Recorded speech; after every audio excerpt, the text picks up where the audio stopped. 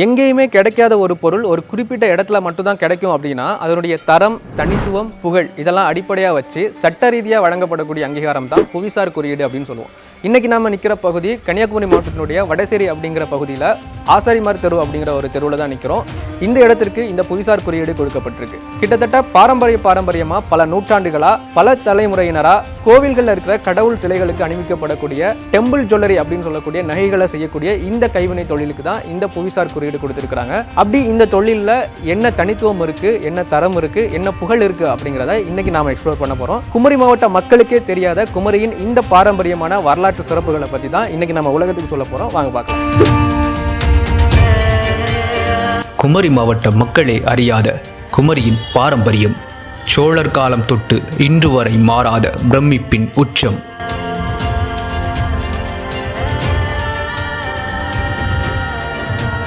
காலத்தின் காயங்களையும் நவீனத்தின் நிழல்களையும் தாண்டி இன்னும் உயிர் வாழும் ஓர் அற்புத கலைமரபு குமரி மாவட்டத்தின் டெம்பிள் ஜுவல்லரி.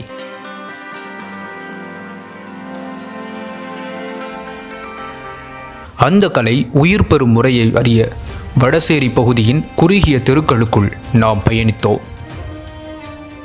அங்கு சுமார் 60 குடும்பங்கள் சோழர் காலம் தொட்டு இன்று வரை தங்கள் வாழ்வையே இந்த கலைக்கு அர்ப்பணித்து வருகிறார்கள் என்பதை உணர்ந்தோம்.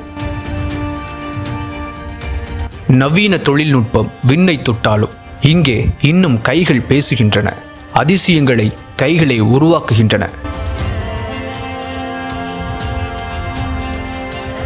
மனிதனின் சிந்தனையில் உருவான வடிவம் பொற்கலையாய் மாறுகிறது. உலகத்திலேயே இந்த கோயில் நகை உற்பத்தி பண்றது இந்த பாரம்பரிய முறையில தயாரிக்கிறது நம்ம நாகர்கோயில்ல இருக்கிற வடசேரியில மட்டும்தான். கன்னியாகுமரி மாவட்டத்துல வடசேரிங்கிற இந்த பகுதியில மட்டும்தான் பண்றாங்க. இங்க இருந்து தான் உலக நாடுகள் எல்லாமே இந்த பொருள் வந்து போகுது.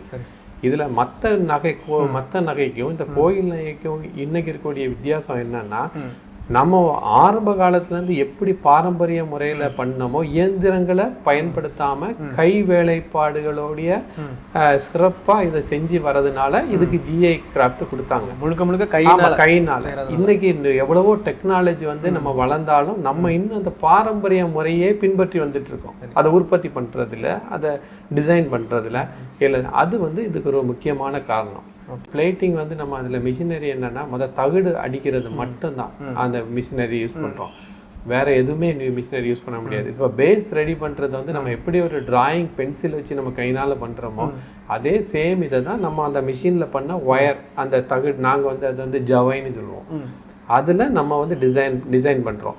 இப்போ கூட அந்த டிசைனை கையிலே பண்ணாம மிஷினரியில பண்ணக்கூடிய டெக்னாலஜி இருக்கு. அதையும் பண்ணலாம் மிஷின்ல. ஆனா நாங்க அதை இன்னைக்கு பண்றது இல்லை. இந்த பாரம்பரிய இது பண்ணிட்டு அதே முறையில பண்ணிட்டு இருக்கிறதுனால தான் இருக்கு. வந்து நம்ம வந்து டிசைனை வந்து அதை தேர்வு பண்ணிடுவோம். அது வந்து நெக்லஸா இருக்கட்டும், ஒரு பதக்கமா இருக்கட்டும், ஒரு ராக்குடி, இது என்ன டிசைன் பண்ண போறோங்கிறது நம்ம முடிவு பண்ணிட்டு பேஸ் வந்து நம்ம வந்து ஒம்சோன்னு சொல்லுவோம். அது வந்து நம்ம வெளியில தான் பண்ணுவோம். வெளியே வந்து உருக்கிட்டு அது நம்ம வயரிங் மிஷின் இருக்கு. அந்த மிஷின்ல வந்து தகட கீழ் பகுதியை வந்து தகடாவும் மேல் பகுதியை ஜவையாவும் அரைச்சி அந்த ஜவையை நம்ம டிசைனை வரைஞ்சி அந்த டிசைன்ல ஒட்டுவோம். எப்படி நம்ம அன்னம் பீக்காக்கு இந்த மயில் இந்த மாதிரி டிசைன் வந்து அதில் இது அதே மாதிரி அதில் செட் பண்ணிவிட்டு அடித்தகடில் ஜவையை செட் பண்ணிவிட்டு அப்புறம் வந்து எல்லாமே சால்ட்ரிங் பண்ணுவோம். எல்லாமே பற்ற வச்சுருவோம். இந்த பற்ற வச்சுட்டு அப்புறம் வந்து வேக்ஸ் அந்த எந்தெந்த டிசைன் இருக்கோ அதில் ஃபுல்லாக வேக்ஸ் ஃபில் பண்ணிவிட்டு அதுக்கப்புறம் தேவையில்லாத பாகங்களை வந்து நம்ம அதுலேருந்து நம்ம நீக்கிடுவோம். அது இடையில வரக்கூடிய பாகங்கள் எல்லாம் நம்ம ஃபைல் பண்ணிடுவோம். அந்த ராவுறது பலசரம் திறக்கிறதுன்னு சொல்லுவோம். அது இது பண்ணிட்டு அப்புறம் வந்து எலக்ட்ரோ பிளேட்டிங் பண்ணுவோம். அதில் வந்து தங்க முலாம் பூசுவோம். தமிழில் சொன்னால் தங்க முலாம் பூசுவோம். தங்க முலாம் பூசிட்டு அதுக்கப்புறம் அந்த வேக்ஸ் அந்த அரக்கு வச்சுருக்கோம்ல அதில் வந்து நம்ம கார்னெட் ஸ்டோன், அது வந்து ரியல் குச்சல் தான், நம்ம மைசூர்லேருந்து கிடைக்குது. அந்த ஸ்டோன்ஸை வந்து அதில் ஹீட் பண்ணி நம்ம வந்து அதில் ஒட்டுவோம். ஒட்டிக்கிட்டு அதுக்கப்புறம் அதில் வந்து டிசைன் அந்த செதுக்கிறது மாதிரி அந்த டிசைன் எடுத்துட்டு அதுக்கப்புறம் மேலே அந்த ஜவைங்கிறதுல அந்த ஜவை வந்து ரொம்ப பாலிஷாக இருக்கும். அந்த பாலிஷ் பகுதியெல்லாம் ரஃப் பண்ணுவோம் முதல்ல. அது மாதிரி இடுமானன்னு சொல்லுவாங்க. நம்ம ஊர் வழக்கத்தில் வந்து அது இடுமானு சொல்லுவாங்க. அது இங்கிலீஷில் சொன்னால் அதில் மில்லிங் பண்ணுறது. அந்த ஜவையில் பொடி பொடி பொடி பொடி பொடி பொடி மில்லிங் மாதிரி பண்ணுவோம். பண்ணிட்டு கோல்டு லீஃபை ரெடி பண்ணி வச்சுருப்போம். Gold leaf 24 carat gold leaf. அது கோல்டு லீஃபை அந்த கோல்டு லீஃப் வந்து நல்லா பாலிஷாக இருக்கும். நம்ம அந்த ஜவையை வந்து ரஃப் பண்ணியிருப்போம் மில்லிங். அதை மில்லிங் பண்ண போர்ஷனை வந்து அதில் வந்து ஒட்டி நம்ம ஒரு பாலிஷ் கதிர் மாதிரி ஒன்று இருக்கும், ஒரு டூல். அந்த பாலிஷ் டூல் வச்சு அதில் தேய்க்கும் போது அது அப்படியே செட் ஆயிரும். அப்படியே ஃபுல்லாக செட் பண்ணிடுவோம். செட் பண்ணிட்டு நல்லா பாலிஷ் பண்ணி ரெண்டாவது அதை கழட்டிடுவோம். இந்த தொழில் வந்து வடசேரியில் பண்ணக்கூடியது வடசேரியிலேருந்து நாகர்கோவிலுக்கே தெரியாமல் இருந்தது. பீஸ் ஆஃப் டெவலப்மெண்ட் ஹேண்டிகிராஃப்ட்ஸ் வந்து இந்த தொழிலை என்ன பண்ணிட்டாங்கன்னு சொன்னால், எங்களை மாதிரி உள்ள ஆளுகள் எல்லாம் டெல்லி, பாம்பே, கல்கட்டா இந்த மாதிரி உள்ள இடங்களுக்கு அவங்க சொந்த செலவில் to and fro railway ticket எடுத்து அங்கே தங்கக்கூடிய இது வேஜ் காம்பன்சேஷன் ஒரு நாளைக்குள்ள தொழில் இழப்புக்காக ரூபாய்கள்லாம் தந்து எங்களுக்கு ரொம்ப ஊக்குவிச்சாங்க. அந்த மத்திய அரசாங்கத்தினால தான் இந்த தொழில் வந்து ரொம்ப வளருது. அதுபோக பூம்புகார், தமிழ்நாடு அரசு பூம்புகார் வந்து இந்த தொழிலை மேம்படுத்தணும், இது வந்து லாங்குவேஜ் கிராஃப்ட்னு சொல்லி எடுத்து இந்த தொழிலை அபிவிருத்தி பண்ணதுக்காக அவங்க வந்து இந்த தொழிலில் உள்ள கைவினை கலைஞர்களுக்கு வந்து விருதுகள் கொடுக்க ஆரம்பித்தாங்க. ஸ்டேட் அவார்டு கொடுத்தாங்க. அதுக்கப்புறம் 2013-14 60 வயசுக்கு மேலே இந்த தொழிலுக்காக உழைத்த ஆளுகளுக்காக வாழ கைவினை பொக்கிஷம் விருது கொடுத்தாங்க. அது ஃபஸ்ட்டு கொடுக்க வச்ச நான் வாங்கினேன். அப்துல் 19 ஒரு பாய் வாங்கினாங்க. நாங்கள் 10 பேர் கொடுத்தாங்க. 9 ஆமாம் இருக்காங்க. திருவாங்கூர் மகாராஜாவுக்காக தான் எங்கள் தாத்தாலாம் பண்ணிக்கிட்டு இருந்தாங்க. அங்கே பண்ணிகிட்டு இருக்கும்போது அதில் வந்து தொழில் கொஞ்சம் இதாச்சு. அப்புறம் தொழில் இதான உடனே நாங்கள் திருவனந்தபுரத்துக்கு கொடுக்கணும் பண்ணோம். அப்போது காயல்பட்டிருந்து மறைக்கார்னு அவங்க வந்து இங்கே இந்த வடசேரி பக்கத்தில் விடுதின்னு ஒரு அவங்க தங்கிறதுக்காக இந்த விடுதின்னு ஒரு இடத்த எடுத்து இந்த மரைக்கார்ஸ் வந்து எங்களுக்கு ஜாமான்கள் எல்லாம் ஆர்டர் தந்து வாங்கிட்டு போய் பூசாந்தரம், மகரி மாலை இந்த மாதிரி உள்ள இஸ்லாமியர்ஸ் மரைக்கார்னு சொல்லி அவர் வந்து சையத் அப்துல் காதர் சொல்லி அவர் பேர் வெள்ளை மரைக்கார்னு சொல்லுவாங்க. அதுக்கு முன்னால் வேறு ஆளுங்கள்லாம் வந்துட்டு இருந்தாங்க. அங்கே நிறைய பேர் வந்து அங்கே தங்கியிருப்பாங்க. வடசேரியில் இருக்குது. அதுக்கு பேரே விடுதி தான், தங்க வீடு. அவங்க வந்து இங்கே இதெல்லாம் பர்ச்சேஸ் பண்ணிக்கிட்டு எங்கள்கிட்ட வந்து பர்ச்சேஸ் பண்ணி சிலோனில் கொண்டு வியாபாரம் பண்ணிக்கிட்டு இருந்தாங்க. இந்த காலம் வெள்ளியில் பண்ணுறோம். அந்த காலத்தில் அடித்தகடு வந்து பியூர் கோல்டில் தான் பண்ணாங்க. முழுக்க தங்கத்தில் தான் பண்ணாங்க. தங்கத்தில் பண்ணி அந்த தங்கத்துக்கு மேலே கல் வந்து ஜாதிக்கல், பியூர் ஜாதிக்கல் போட்டாங்க. வெள்ளைக்கல் வந்து நாங்கள் இப்போ ப்ரீசியஸ் ஸ்டோன்ஸ் இல்லை, வைரங்கள் பயிச்சாங்க. மேலே தங்கம் போடுறது வந்து உதாரணமாக ஒரு பதிக்கத்துக்கு வந்து இப்போ நாங்கள் 2 கிராம் தங்கம் போடுவோம்னு சொன்னால் அந்த காலத்தில் 20 கிராம் தங்கம் போடுவாங்க. 20 கிராம் தங்கம் போட்டு உடலை போட்டு ஈட்டு செருக்குதல்னு அந்த காலத்தில் பேர். ஈட்டு செருக்கு எடுப்பாங்க. இப்போ நம்ம தேய்ச்சி அதை விட்டுருவோம். அதுலேருந்து தங்கத்தை எடுக்கிறது இல்லை, வைக்கிறது தான் சரி. அந்த காலத்து செருக்கு எடுத்து அது வந்து ஒரு 100 வருஷம் ஆனாலும் அந்த பொருள் கெடாது. இப்போ உள்ள மெத்தட் பார்த்துக்கிடுங்க. வெள்ளியில் பண்ணியிருக்கோம். இது வந்து பியூர் கோல்டில் இது ஒரு 300 வருஷத்துக்கு முந்தி உள்ள பார்த்துக்கிடுங்க. இதான் வந்து பழைய முறை. 4 தலைமுறைக்குள்ள ரெக்கார்டு என்ன வச்சுருக்கிறோம். என்ன பார்த்தீங்களா, இந்த அன்னம் பிடிச்சிருக்குது. எவ்வளோ பழைய காலத்தில் உள்ள அன்னத்தை பாருங்கள், பிடிச்சது எவ்வளோ நீட்டாக பிடிச்சிருக்காங்க பாருங்கள். அந்த மாதிரி ஒரு சிற்பம் கிடையாது. ஆமாம், இந்த அன்னம்லாம் அன்னம் மாதிரி இருக்கும் பார்த்துடுங்க. இப்போ அன்னம் பிடிச்சா கோழி மாதிரி இருக்குது.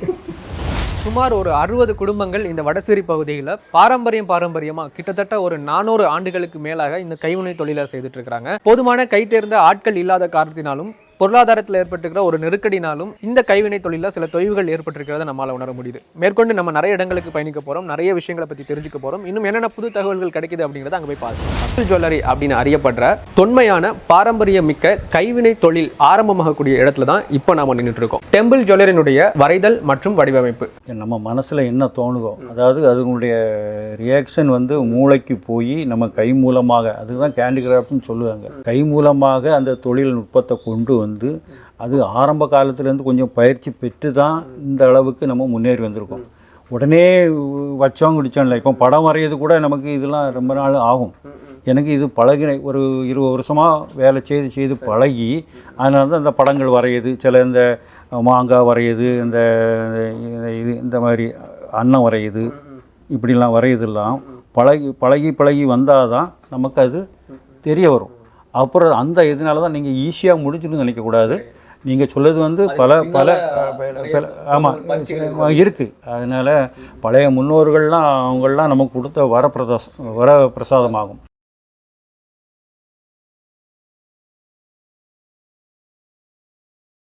மைண்டில் தோணக்கூடிய விஷயம் அது ஒரு வரைபடமாக மாறி கடைசியில் அது ஒரு பெரிய ஆபரணமாக மாறும்போது அந்த அவுட்புட் பார்க்குறீங்களா? ஆமாம், அந்த அவுட்புட் பார்க்கும்போது உங்களுடைய மனநிலை எப்படி இருக்கும்? எவ்வளோ சந்தோஷமாக இருக்கும்? ரொம்ப சந்தோஷமாக இருக்கும். நம்ம அந்த கலை திறனுக்கு வந்து ஆண்டவன் வரலாறு கிடைச்சதுன்னு தான் சொல்லணும் நமக்கு. ஏன்னா எல்லா பார்க்கும்போது தோணும்ல நம்ம வரைஞ்ச ஒரு விஷயம் இன்னைக்கு ஒரு நிறையா மாதிரி.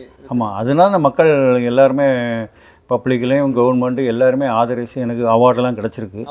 ஆமாம், அவார்டெலாம் வாங்கியிருக்கேன். இப்போ அடுத்தால வந்து வாழ்நாள் பொக்கிஷன் சொல்லி, அதாவது கைவினைஞர்கள் பொக்கிஷன் சொல்லிக்கிட்டு அதுக்கு அப்ளை பண்ணிக்கிட்டு இருக்கிறேன். அது முயற்சி பண்ணால் கிடைக்கும். அது எல்லாம் இருக்குது. பின்னர் தங்க முலாம் பூசும் பணிக்காக அனுப்பி வைக்கப்படுகிறது. பேஸ்மெண்ட்டு அதில் அரைக்கெல்லாம் வச்சு ஆவியை எடுத்து கலர் போட்டு தங்கம் போட்டு நம்ம கொடுக்குறது. கலரும் கிழிட்டும்போம். ஆமாம், இங்கே உள்ள பாஷையில் எல்லாருக்கும் கிழிட்டும்போம். இப்போ இந்த ப்ராசஸ் நாங்கள் பார்த்தோம்ல, இதில் வந்து பார்த்தீங்கன்னா முழுக்க கரண்டில் செய்கிறீங்க. கரண்டில் அதை கலர் மாற்றுறீங்க.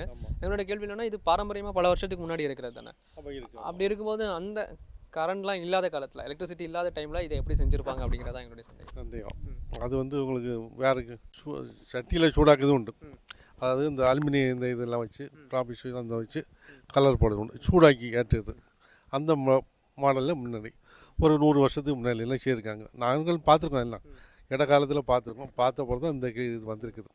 முன்னெல்லாம் இது தேவையில்லை, அவளுக்கு கலர் தேவையில்லை. அவளுக்கு தங்கத்திலே செய்வா, தங்கத்தில். நம்ம இப்போ அந்த ரேட்டு எல்லாத்துக்கும் தங்கம் வாங்க முடியாத சூழ்நிலை இருக்கும்போது எல்லோரும் இந்த இதில் வந்திருக்காங்க. வெள்ளி தங்கம் அந்த தங்கம் தான். ஆமாம், வேக்ஸ் அப்படின்னு சொல்லி ஒரு முக்கியமான ஒரு விஷயம் இருக்குது, ஒரு செயல்முறை இருக்குது. இந்த வேக்ஸ் அப்படின்னு சொல்லப்படுறதுக்கு பின்னால் ஒரு பிரத்யேக தன்மையும் இருக்குது. அது எப்படி செய்கிறாங்க, என்ன செய்கிறாங்க அப்படின்றத கேட்டு தெரிஞ்சுக்கலாம். தங்க முலாம் பூசப்பட்ட தகடுகள் மெழுகு உட்பொதித்தல் எனும் நுணுக்கமான செய்முறைக்காக அனுப்பப்படுகிறது. அந்த கலைஞர்களின் அற்புத திறமையை காண நாங்களும் பின்தொடர்ந்தோம். ஒவ்வொரு நகையின் உயிரும் இங்குதான் தொடங்குகிறது. மெழுகு உருகி மறையும் போது அதன் இடத்தில் உருவாகிறது ஒரு சின்னம், ஒரு கலை, ஒரு வரலாறு. கிட்டக்கல்லுங்கிறது பழைய காலத்தில் மன்னர்கள்லாம் இரும்பு வாள் கத்தி இந்த ஈட்டிலாம் செய்யக்குள்ள அதை உருக்கும். அதில் மண்ணிலேருந்து வரக்கூடிய கழிவு தான் இந்த கிட்டக்கல்லுன்னு சொல்லக்கூடிய ஒரு மண்கல். கிட்டத்தட்ட மேக்னெட்லாம் பிடிக்கும்போது அது வந்து காந்தத்தம்லாம் இழுக்கக்கூடிய சக்தி அதுக்கு உண்டு. அதை எடுத்து பவுடர் பண்ணி அதோட 3 பங்கு வேக்ஸு 1 பங்கு மணல் இந்த மாதிரி கிட்ட மண் சேர்த்து அதை மிக்ஸ் பண்ணி அதில் தான் இந்த நகையில் நாம் வச்சு இது வரைக்கும் பண்ணிகிட்ருக்கோம்.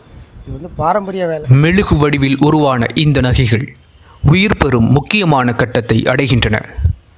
சிறிய கற்களாக தோன்றினாலும் ஒவ்வொரு கலைஞரின் கண்ணோட்டத்தில் அது ஒரு உலகம். இது வந்து நம்ம சிரட்டையிலேருந்து யூஸ் பண்ணுற சிரட்டையை வந்து எரித்து கறி ரெடி பண்ணி வச்சுருப்போம். இந்த கங்கு எப்படின்னா நல்லா காட்டம் இருக்கும். நார்மலாட்டு உள்ள மரக்கட்டையை விட நம்ம சிரட்டையோட கண்ணல் காட்டம் அதிகமாக இருக்கும். அது வேக்ஸில் நம்ம கல்லை பிடிச்சி வச்சுக்கிறப்ப வந்து நமக்கு நல்லா ஸ்ட்ராங் கிடைக்கும். கல்லோட நல்லா ஸ்ட்ராங்கு கிடைக்கும். ஒவ்வொன்றும் தனக்கான ஒரு கதையை கூறுகிறது. சில நொடிகளில் நம்மால் காண முடியாத நுணுக்கங்கள் அவர்களின் கண்களில் நொடிக்கு நொடி உயிர் பெறுகின்றன. ஒவ்வொரு கல்லும் துல்லியமாக பொருத்தப்பட்ட பிறகு அந்த நகை மெல்ல மெல்ல ஒரு பெருமையின் வடிவமாக மாறுகிறது அப்படின்னு சொல்லி நமக்குலாம் தோணுதில்ல. அதே சந்தேகம் எனக்கும் இருக்குது. ஆக்சுவலாக அந்த குச்சக்கல்னா என்ன அப்படின்னா, அந்த ஜுவல்லரிக்கு மேலே வைக்கக்கூடிய கல்லை தான் குச்சக்கல் அப்படின்னு சொல்லி சொல்கிறாங்க. அது ஏன் குச்சக்கல்னு சொல்கிறாங்க, அதில் இருக்கக்கூடிய பிரத்யேக தன்மைகள் என்ன அப்படிங்கிறத நாம் இப்போ குச்சக்கல் ஏன் பேர் வந்துச்சு? இல்லை, குச்சக்கல்னா அது குழிவாக இருக்குது. அந்த குழிவான கல். அதே மாதிரி எம்டேஷங்கல்னு அப்படின்னு உண்டு. எம்டேஷன்லேயும் குச்சக்கல்னு அதுவும் உண்டு. இது வந்து லைட்டு சிவப்பு, அது நல்ல கப்பான சிவப்பு. அது வந்து எங்கேருந்து வருது, அது ஃபுல்லாக ஜெய்ப்பூர் அங்கங்கேருந்து ஒரு இடத்துலேருந்து வருது. ஆனால் அந்த ரவாக்கல்லும் இப்போ அதுக்கு பேர் வந்து ரவாக்கல்னு வச்சுருக்காங்க. இப்போ முன்னாடி வந்து குச்சக்கல்னு வச்சுருக்காங்க, இப்போ ரவாக்கல்னு வச்சுருக்காங்க. இந்த விஷயத்தை இன்னும் சுவாரஸ்யமாக்குறதுக்காக, இன்னும் பல தகவல்களை நாம் தெரிஞ்சுக்கிறதுக்காக கலாமணி விருது பெற்ற இந்த ஃபீல்டில் கை தேர்ந்த ஒரு முக்கியமான நபரை பற்றி தான் இப்போ பார்க்க போகிறோம். வாங்க பார்க்கலாம். நான் வந்து 1975 திருவந்திபுரம் பெருமாள் கோயிலுக்கு ஒரு ரத்தின அங்கி செய்து கொடுத்தேன். இது பார்க்குறப்பவே ரொம்ப பிரம்மாண்டமாக தெரியுது. ஜெயலலிதா ஆட்சி காலத்தில் பால்வளைத்துறை அமைச்சராக இருந்த ஜனார்த்தனன் ஒரு ஆள். அவர் கடலூர் தொகுதி எம்எல்ஏ. அப்போ அந்த கோயிலுக்கு தாயாருக்கு ஒரு கிரீடம் செய்து வைக்கணும்னு சொல்லி அவர் ஒரு நேர்ச்சியை நேர்ந்திருந்தார். அப்போ அந்த சமயத்தில் செய்யறதுக்கு ஆளை தேடிக்கிட்டு இருந்திருக்கு. அவள் கிடைக்கல. அப்போ அந்த கோயிலில் ஏற்கனவே தேசியருக்கு ஒரு கிரீடம் செய்து கொடுத்தேன். அந்த தேசிய தேருக்கு செய்து கொடுத்த பிறகு எனக்கு தேசிய அவார்டு கிடச்சி. அப்போவுமே 1995 எனக்கு கிடச்சி. அப்புறம் அவார்டு தான் சொன்னார், எங்கள் ஆசாரி இருக்கார், நாங்கள் அவரை ரெக்கமெண்ட் பண்ணுவோம் அப்படின்னு சொல்லி பண்ணார். அப்போ அவருக்கு அறிமுகம் இல்லாதனால தமிழ்நாட்டு நாகர்கோவில் பால்வளைத்துறை அமைச்சர் இங்கே இருந்த ஆள்கிட்ட சொல்லி அவள் என்னங்க கூட்டிகிட்டு போனாங்க. அப்புறம் மெட்ராஸ் போனோம். மெட்ராஸ் போய் பார்த்தோன்னே அவர் சரி இந்த மாதிரி எங்களுக்கு தாயாருக்கு பண்ணணும், இங்கே பண்ணி தாருங்கன்னார். சரி நான் பண்ணி தாருன்னு சொல்லி முதல்ல 2வது ஆட்டு இந்த தாயாருக்கு கிரீடம் பண்ணி கொடுத்தேன். என்னுடைய திறமையை பார்த்து ஹரியானா மாநில கவர்னர் வந்து அழைச்சி கலாமணிங்கிற விருது வேற கொடுத்தார். அதனுடைய இதுவும் என்கிட்ட இருக்குது. இப்போ சமீபத்தில் இது தமிழ்நாடு அரசு வாழுங்கலை பொக்கிஷ விருது எனக்கு கொடுத்து இப்போ தான் கொடுத்தேன், போன வருஷம் எனக்கு கொடுத்தேன். அதுக்குள்ளே இதெல்லாம் என்கிட்ட இருக்குது. இப்போ நாம பார்க்க போகிற விஷயம் எப்படி என்ன அப்படின்னு சொன்னால், இவ்வளோ நேரம் நாம் பார்த்த ஒட்டுமொத்த ப்ராசஸும் இது இல்லாமல் முழுமையடையாது.